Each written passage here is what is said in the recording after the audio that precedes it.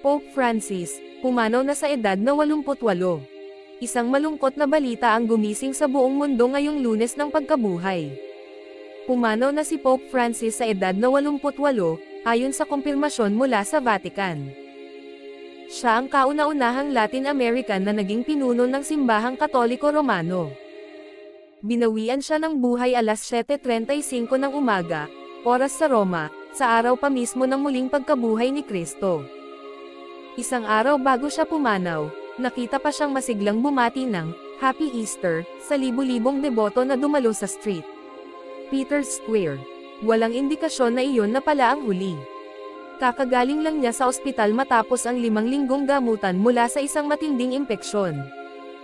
Ngunit sa kabila ng kahinaan, pinilit pa rin niyang ipagpatuloy ang kanyang misyon bilang ama ng simbahan. Nagbigay na ng kani-kanilang pakikiramay ang mga pinuno ng mundo. Ayon kay King Charles III, malalim ang naging epekto ni Pope Francis sa buhay ng napakaraming tao. Nagdadalamati ngayon ang buong simbahang Katolika.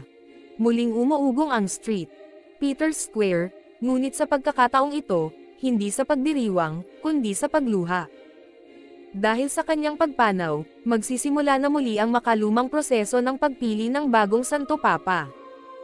Ngunit para sa marami, si Pope Francis ay mananatiling ilaw ng habag, pananampalataya, at pagkakaisa.